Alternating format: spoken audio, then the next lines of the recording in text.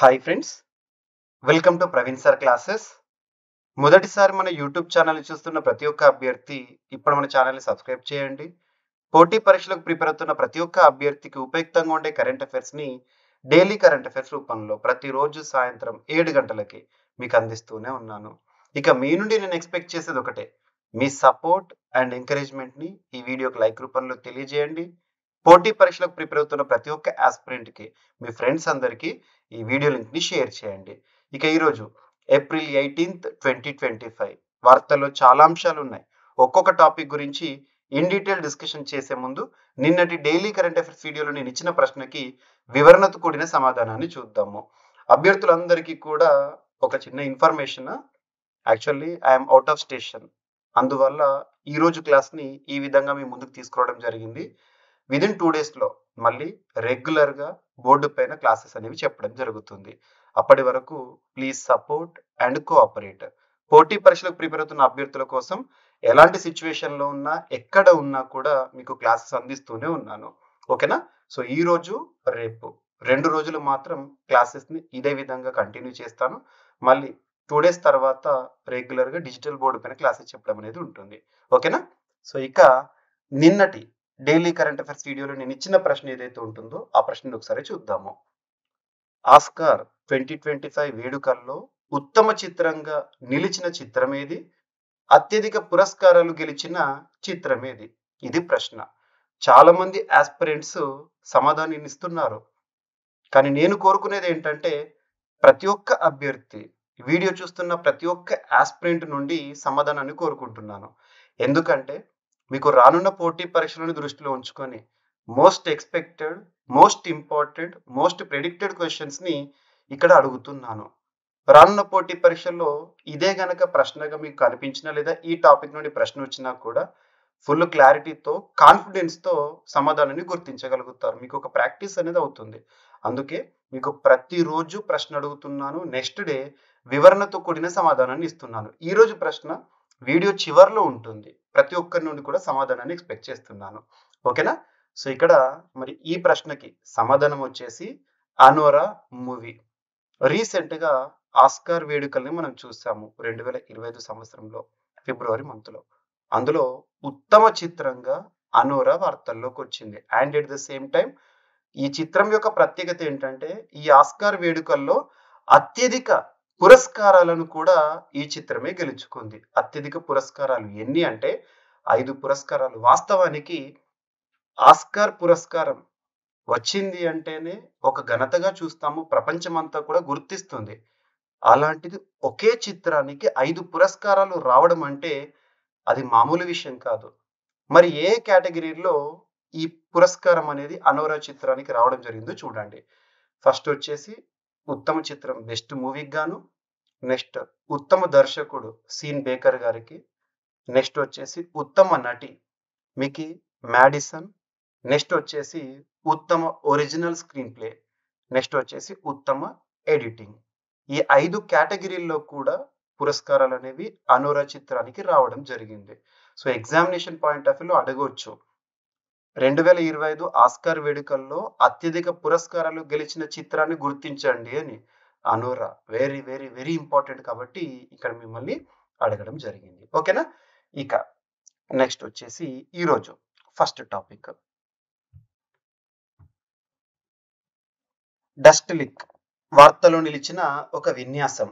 మీకు చాలాసార్లు ఒక వాక్యాన్ని చెప్తున్నాను. రెగ్యులర్గా రిపీటెడ్గా వార్తలు నిలుస్తున్న అంశాలు ఏవైతే ఉంటాయో వాటిని గుర్తించండి. ఎగ్జామినేషన్ పాయింట్ ఆఫ్ వ్యూలో గుర్తుపెట్టుకోండి.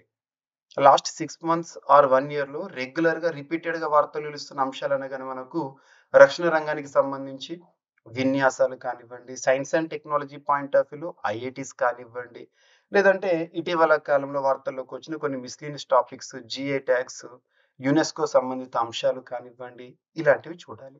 ఇక్కడ అబ్జర్వ్ చేస్తే ఏదైనా ఒక విన్యాసం గురించి మనం నేర్చుకునేటప్పుడు ముందుగా మనం కొన్ని పాయింట్స్ని గుర్తుపెట్టుకోవాలి. ఏ విన్యాసం అయినా సరే ఈ పాయింట్స్ని మనం గుర్తుపెట్టుకోవాల్సిందే. ఫస్ట్ వచ్చేసి వార్తలు నిలిచిన విన్యాసం పేరు, సెకండ్ వచ్చేసి ఆ విన్యాసంలో ఎన్ని దేశాలు పార్టిసిపెంట్స్, ఎన్ని దేశాలు పాల్గొంటాయి, థర్డ్ వచ్చేసి ఆ దేశాల పేర్లేంటి?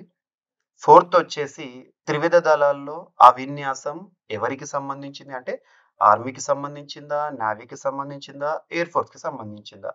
నెక్స్ట్ వచ్చేసేసి ఆ విన్యాసం ఈ సంవత్సరం లేదా ఈ సంవత్సరం జరుగుతున్న విన్యాసం ఎక్కడ? వెన్యూ లేదా హోస్ట్ కంట్రీ ఏంటో గుర్తుపెట్టుకోవాలి. లాస్ట్ వచ్చేసి మిస్‌లీనియస్‌గా అందులో మన భారతదేశం నుండి ఎవరు పాల్గొంటున్నారో ఆర్మీకి సంబంధించి అయితే ఏ వింగ్ వారు, ఎయిర్ ఫోర్స్‌కి సంబంధించి అయితే ఏ ఫైటర్ జెట్, నేవీకి సంబంధించి అయితే ఏ నావల్ షిప్ పార్టిసిపేట్ చేయడం జరుగుతుంది. ఇలాంటివి చూడాలి. ఇక్కడ వార్తల్లోకొచ్చిన విన్యాసం పేరేంటంటే డస్టిలిక్ విన్యాసం. ఎన్ని దేశాలు పార్టిసిపెంట్స్? 2 దేశాలు. ఏంటి ఆ 2 దేశాలంటే Bharat, Uzbekistan. Bharat, Uzbekistan. Next వచ్చేసి త్రివిధ దళాల్లో ఎవరికి సంబంధించింది? ఆర్మీకి సంబంధించింది. సో సింపుల్‌గా చూడండి. డస్టిలిక్ అనే ఒక విన్యాసము భారత్, ఉజ్బెకిస్తాన్ 2 దేశాలకి సంబంధించిన సంయుక్త సైనిక విన్యాసం అయిపోయింది. మరి ఈ సంవత్సరం జరుగుతున్న ఈ విన్యాసం ఎన్నవ ఎడిషన్ అంటే 6థ్ ఎడిషన్, 6వ ఎడిషన్. మరి ఈ డస్టిలిక్ విన్యాసం అనేది ప్రతి ఇయర్ కూడా జరుగుతూ ఉంటది. మొట్టమొదటిసారి డస్టిలిక్ ఎక్సర్సైజ్ అనేది ఎప్పుడు జరిగిందంటే 2019లో ప్రారంభమైన విన్యాసం. ఈ సంవత్సరం డస్టిలిక్ ఎన్నవ ఎడిషన్ అంటే 6థ్ ఎడిషన్. మరి ఈ సంవత్సరం వెన్యూ ఏంటి అంటారు? భారతదేశం ఆతిథ్యంలో పూణే వేదికగా ప్రారంభమైంది. డేట్స్ వచ్చేసేసి 2025 ఏప్రిల్ 16th నుండి 28th వరకు. సో ఏప్రిల్ 16th మొన్న ప్రారంభమైంది. 28th వరకు జరుగుతూ ఉంది. భారత ఆతిథ్యంలో పూణేలో జరుగుతున్న విన్యాసం. మరి భారతదేశం నుండి ఏ బృందం ఆర్మీకి సంబంధించి ఏ బృందం పార్టిసిపేట్ చేయడం జరుగుతుందంటే జాట్ రెజిమెంట్ గుర్తుంచుకోండి సరిపోతుంది. సో డస్టిలిక్ 6th ఎడిషన్ అనేది భారత ఆతిథ్యంలో జరుగుతుంది. మరి లాస్ట్ ఇయర్ 2024 ఎక్కడ జరిగింది అన్నట్టు ఉజ్బెకిస్తాన్. ఈ సంవత్సరం భారత్. మళ్ళీ నెక్స్ట్ డస్టిలిక్ 7th ఎడిషన్ ఎక్కడ జరుగుతుంది అన్నట్టు ఉజ్బెకిస్తాన్‌లో. అలా గుర్తుపెట్టుకోండి. ఇక ఇటీవల కాలంలో వార్తల్లోకి వచ్చిన విన్యాసాలు ఏవైతే ఉంటాయో వాటన్నిటిని కూడా ఒకసారి రిమైండ్ చేసుకోండి. మీకు ధర్మ గార్డియన్ గురించి చెప్పడం జరిగింది. ఇటీవల భారత్ కిర్గిస్తాన్‌కి సంబంధించి కూడా ఖాంజర్ ఎక్సర్సైజ్ గురించి చెప్పడం జరిగింది. సో ఇవన్నీ కూడా ఒకసారి రిమైండ్ చేసుకోండి. ఓకేనా? నెక్స్ట్. సో వార్తల్లో నిలిచిన ఒక ప్రాంతంగా చెప్తున్నాను. ఏదైనా ఒక దేశం వార్తల్లోకి వచ్చింది అంటే లొకేషన్ అనేది ఇంపార్టెంట్. ఆ దేశం లేదా ప్రాంతం ఏ ఖండంలో ఉంది? లేదా ఏ దేశంలో ఉంది? అది ఇంపార్టెంట్. ఇక్కడ ఈక్వెడార్ అనే ఒక దేశం వార్తల్లోకి వచ్చింది. ఈక్వెడార్ యొక్క లొకేషన్ చూడండి మీకు ఇక్కడ డైరెక్ట్‌గా కనబడుతుంది. సౌత్ అమెరికా ఖండంలోని ఒక దేశం ఈక్వెడార్. సౌత్ అమెరికా ఖండంలో వెస్టర్న్ సైడ్‌లో ఉంటుంది ఈక్వెడార్. ఆ దేశం యొక్క రాజధాని వచ్చేసి క్విటో. ఈక్వెడార్ కరెన్సీ వచ్చేసి యుఎస్ డాలరే. ప్రాంతం దక్షిణ అమెరికా ఖండంలోని ఒక దేశము. మరి ఎందుకు వార్తల్లోకి వచ్చింది? ఈక్వెడార్‌లో ఇటీవల అధ్యక్ష ఎన్నికలు జరిగినాయి. ఆ అధ్యక్ష ఎన్నికల్లో గెలుపొందిన వ్యక్తి పేరుని గుర్తుపెట్టుకోండి. Daniel Noboa. ఇటీవల డానియల్ నొబోవా ఏ దేశానికి సంబంధించి అధ్యక్ష ఎన్నికల్లో ఘన విజయం సాధించారు అంటే ఈక్వెడార్. ప్రతిపక్ష నేత లూయిసా గోన్సాలెస్ పైన తను గెలుపొందడం జరిగింది. దేశంలో మాదక ద్రవ్య మాఫియా, హింస మరియు పేదరికం ఇలాంటి పరిస్థితులు ఆ దేశంలో సమస్యలుగా చూస్తున్నాము. ఇటువంటి వాతావరణంలో ఎన్నికలు జరిగినాయి. అందులో ఆల్రెడీ అధ్యక్షుడిగా ఉన్న వ్యక్తే మరొకసారి గెలుపొందాడు. తన పేరేంటి అంటారు? Daniel Noboa. ఓకేనా? So very important. ఏదైనా ప్రాంతం వార్తలోకి వచ్చిందంటే లొకేషన్ ఇంపార్టెంట్. అండ్ మనకు ఆల్రెడీ కూడా మీకు చాలా సార్లు చెప్తున్నాను. జీవీకే స్టడీ సర్కిల్ యాప్ ఇప్పటివరకు ఇన్స్టాల్ చేసుకుని వారు ఎవరైనా ఉంటే ఇన్స్టాల్ చేసుకోండి. మీకు కామెంట్ బాక్స్‌లో ఫస్ట్ కామెంట్‌లో మన యాప్ లింక్‌ని పోస్ట్ చేస్తాను, పిన్ చేస్తాను. సో లింక్ క్లిక్ చేసి ఇన్స్టాల్ చేసుకోండి. అందులో నేను డైలీ కరెంట్ అఫైర్స్ వీడియోస్ ఏవైతే మీకు అందిస్తున్నానో ఇక్కడ స్క్రిప్ట్ చూపిస్తున్నాను. ప్రతి టాపిక్‌కి సంబంధించి బ్యాక్‌గ్రౌండ్ అనేది ఇస్తున్నాను. సో ఇక్కడ వీడియో చూసిన తర్వాత ఒక్కసారి ఆ స్క్రిప్ట్ పైన వర్కౌట్ చేయండి. మీకు ఇక రానున్న ఏ పోటీ పరీక్షలైనా కూడా 100% సమాధానాన్ని గుర్తించగలుగుతారు. ది బెస్ట్ కంటెంట్ని మీకు డైలీ పీడిఎఫ్ రూపంలో అందిస్తున్నాను. అండ్ మనం చదివింది ఎంతవరకు గుర్తుంటుంది అని కూడా తెలుసుకోవాలని ఉంటుంది. కాబట్టి టెస్ట్లను కూడా అప్లోడ్ చేస్తూనే ఉన్నాను. సో చూడండి. ఓకేనా? ఇక నెక్స్ట్ వచ్చేసి ఎకానమీకి సంబంధించి గ్రోత్ రేట్స్ తరచూ వార్తల్లోకి వస్తూ ఉంటాయి. Growth rates. సో ఇక్కడ అబ్జర్వ్ చేస్తే ఎకానమీకి సంబంధించి రీసెంట్గా మనకు మోర్గన్ స్టాన్లీ కానివ్వండి, మూడీస్ కానివ్వండి, ఎకనామిక్ సర్వే వారు కానివ్వండి అంచనా వేస్తూ వచ్చారు భారతదేశ వృద్ధి రేటుని. జీడిపి అంటాం, గ్రాస్ డొమెస్టిక్ ప్రోడక్ట్. అంటే ఏంటిది? స్థూల దేశీయోత్పత్తి. It is the final value of all the goods and services that are produced within the boundaries of the particular country within the given financial year. ఒక ఆర్థిక సంవత్సర కాలంలో ఒక దేశ సరిహద్దు లోపల ఉత్పత్తి అయ్యే అంతిమ వస్తు సేవల విలువనే దేశ జీడిపిగా చూస్తూ ఉంటాము. మరి ఎందుకు పర్సెంటేజ్లో చూస్తామంటే కంపారేటివ్గా చూస్తాము. GDP current prices, constant prices అంటే ఏంటి? బేస్ ఇయర్ ఆధారంగా గనక గణించామనుకోండి కాన్స్టెంట్ ప్రైజెస్ స్థిర ధరల్లో అంటాము. మరి ప్రస్తుత ధరల్లో అంటే ఇప్పుడు ఇన్ఫ్లేషన్ ప్రెజర్ ఉంటాయి కదా, వాటి ఆధారంగా చూసామనుకోండి కరెంట్ ప్రైజెస్లో జీడిపి అంటాము. మరి భారతదేశం యొక్క వృద్ధి రేటును అంచనా వేయడం అనేది తరచు చూస్తున్నాం కదా. ఇక్కడ ఐక్యరాజ్య సమితికి సంబంధించి United nations conference on trade and development సంస్థ యుఎన్సిటిఏడి తరచు వార్తల్లోకి వస్తూ ఉంటుంది. United nations conference on trade and development సంస్థ 2025 సంవత్సరంలో భారతదేశం యొక్క వృద్ధి రేటును 6.5% ఉంటుందని అంచనా వేసింది. ఐక్యరాజ్య సమితిని గుర్తుపెట్టుకుని సరిపోతుంది. ఐక్యరాజ్య సమితికి అనుబంధంగా పనిచేస్తుంది కదా. సో ప్రపంచవ్యాప్తంగా ఆర్థిక మాంద్య పరిస్థితులు తాండవించిన వాణిజ్య సంఘర్షణలు, అనిశ్చితులు భారత్పై పెద్దగా ప్రభావం చూపబోవని, ప్రపంచ ఆర్థికానికి మాత్రం పెనుముప్పుగా పరిణమిస్తాయని ఐక్యరాజ్య సమితి అనుబంధ సంస్థ United nations conference on trade and development వారు అంచనా వేయడం జరిగింది. ఓకేనా? సో వాళ్ళు రీసెంట్గా ఒక రిపోర్ట్ లేదా ఒక శీర్షిక రిలీజ్ చేశారు. దాని పేరు ఏంటంటే trade and development foresights 2025 under pressure అనే ఒక పేరుతో శీర్షికను విడుదల చేశారు. ఓకేనా? అండ్ ఇక్కడ రీసెంట్గా ఆర్బీఐ రెపో రేట్ని తగ్గించింది. అవి కూడా ప్రభావం చూపిస్తాయి. ఎందుకంటే ఎకానమీ పైన ఆర్బీఐ తీసుకునే కీలక నిర్ణయాలు అనేవి చాలా ప్రభావం చూపిస్తూ ఉంటాయి. సో ప్రభుత్వ వ్యయాన్ని పెంచడము, ద్రవ్య సరళీకరణలు వృద్ధికి కారణమవుతాయని ఐక్యరాజ్య సమితి వాణిజ్య అభివృద్ధి సంస్థ యుఎన్సిటిఏడి అంచనా వేసింది. రిజర్వ్ బ్యాంక్ రీసెంట్గా 25 బేసిస్ పాయింట్ల మేరకు వడ్డీ రేటు తగ్గించింది. ఎందుకు తగ్గించారు? 6.25 నుండి 6కి తగ్గించారు. 6%కి గుర్తుపెట్టుకోండి రెపో రేట్ని. ఓకేనా? తగ్గించి గృహ వినియోగానికి మద్దతు ఇవ్వడం, ప్రైవేటు పెట్టుబడుల పెంపు వంటి పరిణామాలు కూడా వృద్ధికి దోహదం చేస్తున్నాయని చెప్తున్నారు. ఓకేనా? ఇక దక్షిణాసియా ప్రాంతం ఏదైతే ఉంటుందో మొత్తంగా 5.6% వృద్ధి నమోదు చేస్తుందని అంచనా వేయడం జరిగింది. ఓకేనా? ఇక నెక్స్ట్ వచ్చేసి సో ట్రేడ్ అనేది ఇంపార్టెంట్. భారతదేశం నుండి ఎగుమతులను మరియు భారతదేశానికి దిగుమతులను మనం చూస్తూ ఉంటే ఇదంతా కూడా ట్రేడ్, వాణిజ్యం అంటాము. ప్రస్తుతం వాణిజ్య వ్యవహారాల శాఖ మంత్రిగా ఎవరు విధులు నిర్వర్తిస్తున్నారు? పీయూష్ గోయల్ గారు. సో ఇక్కడ గత ఆర్థిక సంవత్సరం అంటే ఏ రోజు ప్రారంభమవుతుంది? ఏప్రిల్ 1న ప్రారంభమవుతుంది, మార్చ్ 31తో ముగుస్తుంది.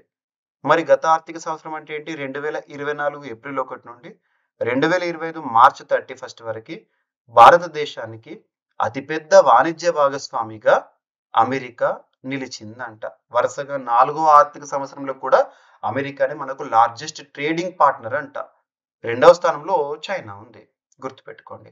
సో ఎగ్జామ్లో అడుగుతారు 2024-25 ఆర్థిక సంవత్సరానికి గాను భారతదేశంతో అతిపెద్ద వాణిజ్య భాగస్వామిగా ఎవరు వార్తల్లోకి వచ్చారు? మరొకసారి వరుసగా 4వసారి అంటారు అమెరికా. మరి భారత్ అమెరికా ద్వైపాక్షిక వాణిజ్యం వచ్చేసి 131.84 బిలియన్ డాలర్స్గా నమోదైందంట. భారత్ నుంచి అమెరికాకు ఎగుమతులేమో 11.6% పెరిగి 77.52 బిలియన్ డాలర్ల నుంచి 86.51 బిలియన్ డాలర్లకి చేరాయి. దిగుమతులు వచ్చేసి 42.2 బిలియన్ డాలర్స్ నుంచి 7.44% పెరిగి 45.33 బిలియన్ డాలర్లకు చేరాయి. ఈ వృద్ధితో వాణిజ్య మిగులు వచ్చేసి 35.32 బిలియన్ డాలర్స్ నుంచి 41.18 బిలియన్ డాలర్స్కి పెరిగింది. ఇక ఇదే ఆర్థిక సంవత్సరంలో సెకండ్ లార్జెస్ట్ పార్ట్నర్గా భారతదేశంతో ఎవరున్నారో? చైనా. గుర్తుపెట్టుకోండి. సో ఎగ్జామినేషన్ పాయింట్ ఆఫ్ వ్యూలో ఇలాంటి క్వశ్చన్స్ అడుగుతారు. 2వ స్థానంలో ఎవరున్నారు, మొదటి స్థానంలో ఎవరున్నారు అని చెప్పేసి. ఇక నెక్స్ట్ మొట్టమొదటి, అతి పెద్ద, అతి చిన్న, అతి పొడవైన ఇలాంటి ప్రత్యేక పదాలతో కూడిన కరెంట్ అఫైర్స్‌ని మనం సూపర్లేటివ్స్‌గా చూస్తా ఉన్నాము. ఇక్కడ మొట్టమొదటిసారి ATM services in Indian rail అనే టాపిక్ వార్తల్లోకి వచ్చింది. ఏ సర్వీసెస్‌లో ప్రారంభించారు? At the same time A bank వారు ప్రారంభించడం జరిగింది? ఇది ఇంపార్టెంట్. ఓకేనా? అండ్ ఇంకొక పాయింట్ ఏంటంటే భారతదేశంలో రైల్వేస్, రైల్వే సర్వీసెస్ అనేవి ఎప్పుడు ప్రారంభమైనాయి? 172 ఇయర్స్ అయింది.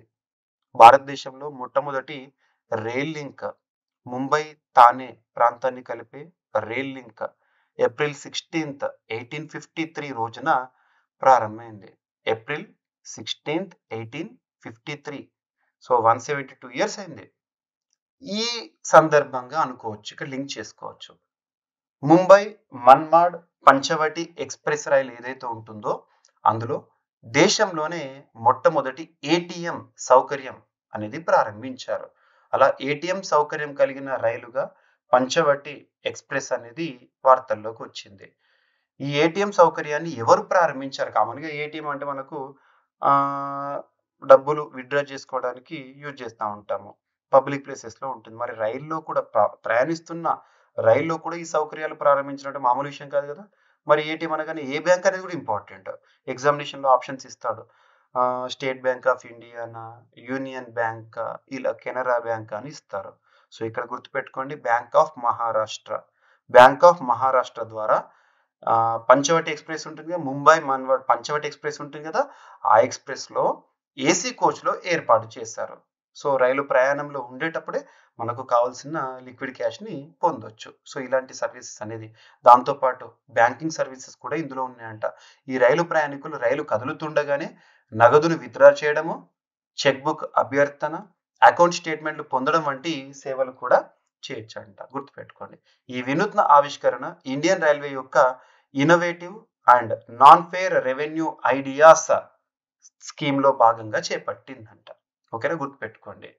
అండ్ పంచవటి ఎక్స్‌ప్రెస్ దేశంలో మొట్టమొదటి ఏటీఎం సౌకర్యం కలిగిన రైలుగా ఇక గుర్తింపుకు వచ్చింది. అండ్ ఈ ఆవిష్కరణను బ్యాంక్ ఆఫ్ మహారాష్ట్ర మరియు భూసావల్ డివిజన్ రైల్వే వారు ప్రారంభించడం జరిగింది. ఓకేనా? యెస్. ఇక ఇంకొక సూపర్లేటివ్ టాపిక్ కూడా. సో, తవ్వకం పూర్తయిపోయింది. సొరంగ తవ్వకం. ఇంకా అఫీషియల్ ఇనాగ్రేషన్ అనేది మిగిలిపోయింది. ఇటీవల చాలా అంశాలు మనం చూస్తున్నాం. పంబన్ రైల్వే బ్రిడ్జ్ కానివ్వండి, సో, కొత్త వంతెన. దేశంలోనే మొట్టమొదటి వర్టికల్ లిఫ్ట్ రైల్ బ్రిడ్జ్ అని చెప్పేసేసి. అండ్ అంజికాడ్ బ్రిడ్జ్ జమ్మూ కాశ్మీర్‌కి సంబంధించి. ఇటువంటి ప్రత్యేకం చూడాలి.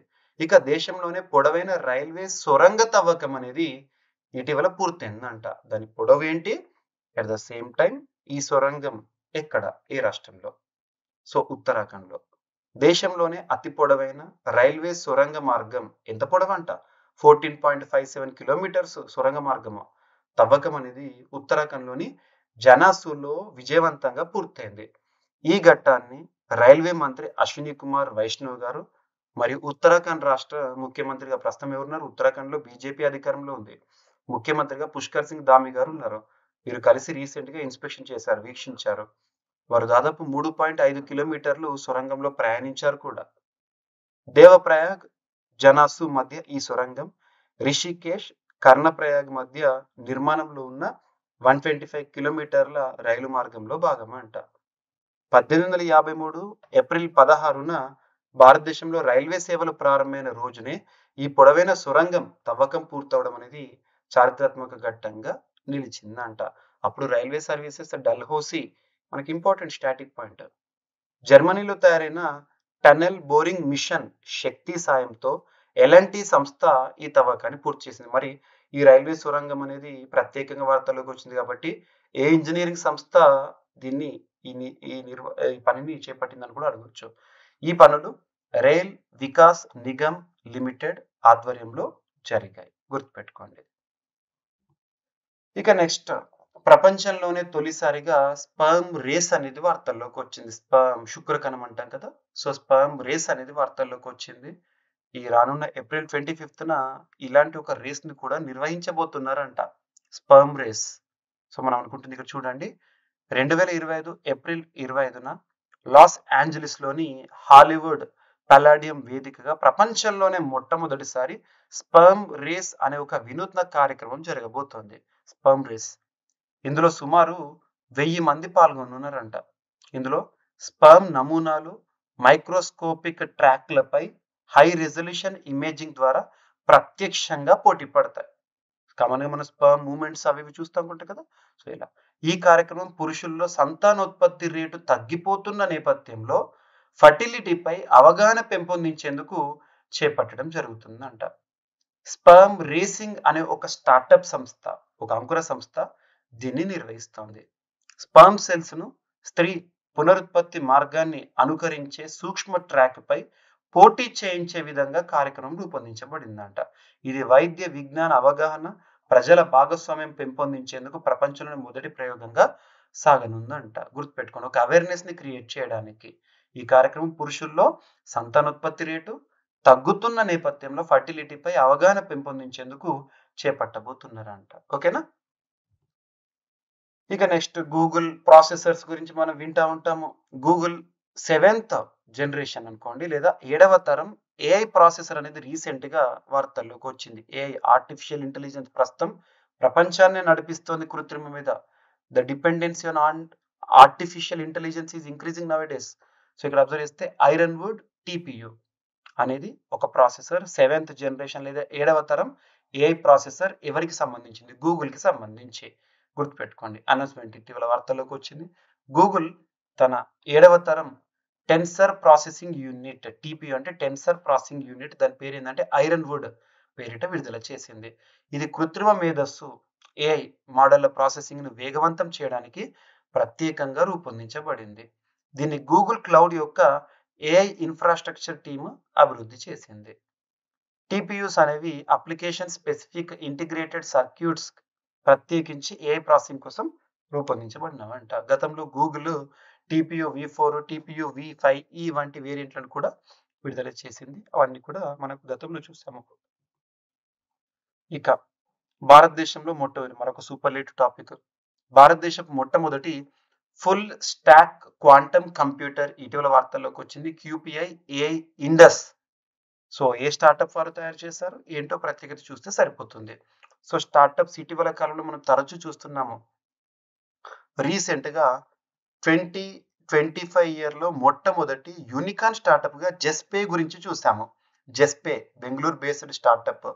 సో యూనికాన్ స్టార్టప్ అంటే ఏ స్టార్టప్ వాల్యూ అయితే $1 బిలియన్ మార్క్ రీచ్ అవుతుందో దాన్ని యూనికాన్ స్టార్టప్ అంటాము. సో స్టార్టప్స్ గురించి వచ్చినప్పుడు మీకు తరచు చెప్తున్నాను. ఇక్కడ ఒక స్టార్టప్ బెంగళూరు ఆధారిత స్టార్టప్ అయిన QPI AI భారతదేశంలోనే మొదటి ఫుల్ స్టాక్ క్వాంటమ్ కంప్యూటర్ ను విడుదల చేసింది.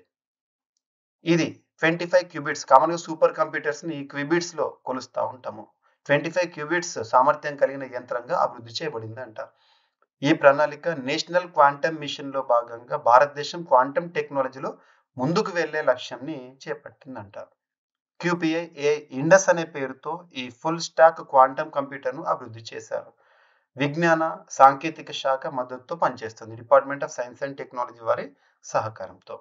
ఇది క్వాంటమ్ హార్డ్వేర్, సాఫ్ట్వేర్, AI ఆధారిత హైబ్రిడ్ కంప్యూటింగ్ ను ఒకే వ్యవస్థలో కలపడం ద్వారా రూపొందించబడిన మొదటి సిస్టమ్ అంట. గుర్తుపెట్టుకోండి, ఈ పరిజ్ఞానం డేటా భద్రత, మెరుగైన ప్రాసెసింగ్ సామర్థ్యము, అధునాతన సైంటిఫిక్ హిసాబుల కోసము ఉపయోగపడుతుందంట. సో అడగొచ్చు, దేశంలోనే మొట్టమొదటి ఫుల్ స్టాక్ క్వాంటమ్ కంప్యూటర్ ఇటీవల వార్తల్లోకి వచ్చింది, అదేంటి అని చెప్పేసి. Next ministry of labour and employment. Ministry of labour and employment మరియు మనం ఒక గిగ్ సంస్థను చూస్తూ ఉంటాం. గిగ్ వర్కర్ సంబంధించి స్విగ్గీ ఉంటుంది కదా, స్విగ్గీకి సంబంధించి. So ministry of labour and employment and Swiggy మధ్య ఒక MOU memorandum of understanding recent గా వార్తల్లోకి వచ్చింది. సో ఇక్కడ ఉద్యోగ అవకాశాలను పెంచేందుకు గిగ్ వర్కర్ సంబంధించి కార్మిక మరియు ఉపాధి మంత్రిత్వ శాఖ, జాతీయ ఉద్యోగ సేవా పోర్టల్ NCS ద్వారా గిగ్ మరియు లాజిస్టిక్స్ ఉద్యోగ అవకాశాలు పెంపొందించేందుకు స్విగ్గీ సంస్థ ఉంటుంది కదా, ఆ సంస్థ ఒప్పందాన్ని కుదుర్చుకుంది. ఈ భాగస్వామ్యం ద్వారా తదుపరి 2 నుండి 3 సంవత్సరాల్లో 12 లక్షల ఉద్యోగాలు సృష్టించడమే లక్ష్యంగా పెట్టుకున్నారంట. స్విగ్గీ గిగ్ ఉద్యోగాలు, ఫుడ్ డెలివరీ సపోర్ట్ రోల్స్‌ను ఎన్‌సీఎస్ పోర్టల్‌లో పోస్ట్ చేస్తుంది. తద్వారా యువత, మహిళలు మరియు ఊహాజనిత పనిలో ఆసక్తి గలవారు ఎవరైతే ఉంటారో వారందరికి కూడా అవకాశాలు లభిస్తాయంట. ఓకేనా? ఒప్పందం ఏంటి? పర్పస్ ఏంటో చూడండి సరిపోతుంది. ఇక నెక్స్ట్ వచ్చేసేసి జాతీయ గ్రామీణ ఉపాధి హామీ పథకం సంబంధించి రీసెంట్‌గా మనము Mahatma Gandhi national rural employment guarantee యాక్ట్‌లో భాగంగా ఉపాధి హామీ పనులు ఉంటాయి కదా! కనీసం 100 రోజుల పని దినాలని చెప్పేసేసి. వాటి వేతనం అనేది ప్రతి ఆర్థిక సంవత్సరంలో మారుతా ఉంటది. రీసెంట్‌గా ఏప్రిల్ 1 నుండి ఉపాధి హామీ వేతనం అనేది మన తెలుగు రాష్ట్రాల్లో ఏపీ, తెలంగాణలో ఎంతగా అమల్లోకొచ్చింది? రూ. 307 పర్ డే ఏపీ, తెలంగాణలో. మరి అత్యధికంగా హర్యానాలో ఉంది రూ. 400. ఇక్కడ లింక్ చేశాను. సో, ఇక్కడ అబ్జర్వ్ చేస్తే జాతీయ గ్రామీణ ఉపాధి హామీ పథకం అమలులో రాష్ట్రంలో 2024, 25లో తెలంగాణ రాష్ట్రంలో కొత్తగా జాబ్ కార్డు పొందిన కుటుంబాల సంఖ్య 3.1% పెరిగిందంట. ఇది 2023, 24 ఆర్థిక సంవత్సరం పోలిస్తే మంచి పురోగతి అంట. కూలీలకు పని దినాల కల్పనలో 0.3% తగ్గుదల నమోదైనప్పటికీ జాతీయ స్థాయిలో ఇది 3.5% తగ్గుదలతో పోల్చితే రాష్ట్ర స్థితి బెటర్ అని రీసెంట్‌గా ఒక సర్వే చేసిన సంస్థ లిబెక్ అనే ఒక స్వచ్ఛంద సంస్థ సర్వే చేసింది. ఆన్‌లైన్‌లో సర్వే నిర్వహించారు. వారు వెల్లడించారు. లిబెక్ నివేదిక ప్రకారం వేతనాల చెల్లింపులో జాప్యం, పని దినాల సమర్థన, కేంద్రం నిర్దేశించిన కనీస వేతనంలో తేడాలు వంటి అంశాలపై విశ్లేషణ చేశారు. 2024, 25లో కనీస వేతనం గత ఏడాదితో పోల్చితే 14% తక్కువగా ఉండడంతో కూలీలకు 661 కోట్ల రూపాయల మేర వేతన నష్టం వాటిల్లిందని నివేదిక పేర్కొంది. 100 రోజులు పనిచేసిన కుటుంబాల సంఖ్య 2023, 24లో 14.8% ఉండగా 2024, 25లో ఆర్థిక సంవత్సరంలో అది 10.9% తగ్గింది. ఇది జాతీయ స్థాయిలో ఉన్న తగ్గుదల కన్నా అధికం అంట. సో, నివేదిక ఏదైనా రిలీజ్ అయిందంటే ఎవరు రిలీజ్ చేస్తున్నారు? దేనికి సంబంధించింది? అలా చూడాలి. ఇక మనకు దేశంలోనే అత్యున్నత చట్టమైన రాజ్యాంగంలో పనిని కల్పించాలి. పని హక్కుని కల్పించాలి. ఆర్టికల్ 41లో భాగంగా ఇవన్నీ కూడా మీరు లింక్ చేసుకోవచ్చు. And Mahatma Gandhi national rural employment guarantee scheme act అయింది 2005లో. 2006 ఫిబ్రవరిలో అనంతపురం ఆంధ్రప్రదేశ్‌లో అమల్లోకి వచ్చింది మొదట. ఇక నెక్స్ట్ మన రాష్ట్ర స్థాయి పోటీ పరీక్షలకు ప్రిపేర్ అవుతున్న అభ్యర్థులు ఏపీ అయినా, తెలంగాణ అయినా 2 రాష్ట్రాలకి సంబంధించి నేను వార్తలు నిలుస్తున్న అంశాలను కవర్ చేస్తున్నాను.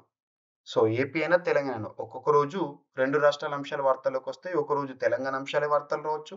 ఒకసారి ఏపీ అంశాలే వార్తల్లో రావచ్చు. సో, ఏది వార్తల్లోకి వచ్చినా కూడా నేను కవర్ చేస్తున్నాను. అందులో కూడా రాష్ట్ర స్థాయి పోటీ పరీక్షల్లో స్టేట్‌కి సంబంధించి వేటిపైన ఫోకస్ చేస్తున్నానంటే రాష్ట్రానికి సంబంధించి వస్తున్న పెట్టుబడులు అండ్ రాష్ట్రానికి సంబంధించి ఇటీవల ఎవరైనా వ్యక్తులు లేదా ప్రముఖులు విశేష గుర్తింపు పొందిన లేదా రాష్ట్ర సంస్కృతిలో భాగంగా పండుగలు, జాతరలు ఇలాంటివి అండ్ రాష్ట్ర పథకాలు, పాలిసీస్ ఇలాంటివి ఎక్కువ ఫోకస్ చేయాలి. సో, ఇక్కడ ఎకానమీలో భాగంగా పెట్టుబడులకు సంబంధించి తెలంగాణ రాష్ట్రంలో గ్రీన్ ఎనర్జీ రంగానికి భారీ పెట్టుబడులు అని చెప్పేసి. రాష్ట్రంలో గ్రీన్ ఎనర్జీ రంగానికి పెట్టుబడులు పెట్టేందుకు 2 సంస్థలు ముందుకొచ్చినాయి. Ecoren energy India private limited 27,000 కోట్ల రూపాయలతో 5,600 మెగావాట్ల గ్రీన్ ఎనర్జీ ఉత్పత్తికి ముందుకొచ్చిందంట. Next GPRS Arya private limited 2,000 కోట్ల రూపాయలతో రాష్ట్రంలోని 15 జిల్లాల్లో కంప్రెస్డ్ బయోగ్యాస్ ప్రాజెక్టులను స్థాపించనుంది. ఈ 2 సంస్థలు టీజీ రెడ్కోతో రాజేంద్ర నగర్లోని TGIRD Telangana institute of rural డెవలప్మెంట్‌తో ఏప్రిల్ 16న ఒప్పందాలు కుదుర్చుకున్నాయి. వరి గడ్డిని ఉపయోగించి బయోగ్యాస్ తయారు చేయడం అనే వినూత్న పద్ధతికి జీపీఆర్ఎస్ ఆర్య ముందుకొచ్చిందని రాష్ట్రంలో ఉప ముఖ్యమంత్రిగా ఉన్న బట్టి విక్రమార్క గారు చెప్పడం జరిగింది. ఓకేనా? గుర్తుపెట్టుకోండి. ఇక నెక్స్ట్ క్రీడలకు సంబంధించి ఇంపార్టెంట్ ఒక 2 టాపిక్స్ ఉన్నాయి. సో, నియామకం ఇక్కడ. So, India wait lifting federation, Indian weight lifting federation, భారత వెయిట్ లిఫ్టింగ్ ఫెడరేషన్ ఉంటుంది కదా! ఒక్కొక్క క్రీడకు సంబంధించి నిర్వహణ సంస్థ, నియంత్రించే సంస్థ ఉంటది. ఉదాహరణకు క్రికెట్ అంటే బీసీసీఐ అలాగా. సో, ఇది వెయిట్ లిఫ్టింగ్‌కి సంబంధించి. So, weight lifting federation athletes commission చైర్‌పర్సన్‌గా మీరాబాయ్ చాను వార్తల్లోకి వచ్చారు. ఎన్నికయ్యారు.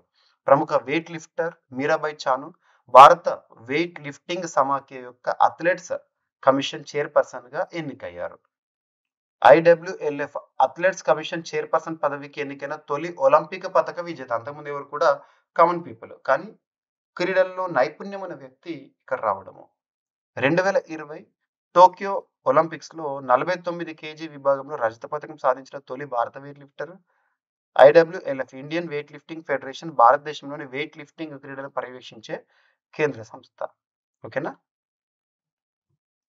ఇక మనకు తరచు బిలియర్డ్స్ అనగానే పంకజ్ అద్వానీ గారు గుర్తొస్తారు, కానీ ఇప్పుడు కొత్త పేరు గుర్తుంచుకోండి, సౌరవ్ కొఠారి గారు. అంతర్జాతీయ బిలియర్డ్స్ అండ్ స్నూకర్ సమాఖ్య నిర్వహించిన ప్రపంచ బిలియర్డ్స్ ఛాంపియన్షిప్ లో భారత ఆటగాడు సౌరవ్ కొఠారి గారు విజేతగా నిలిచాడు.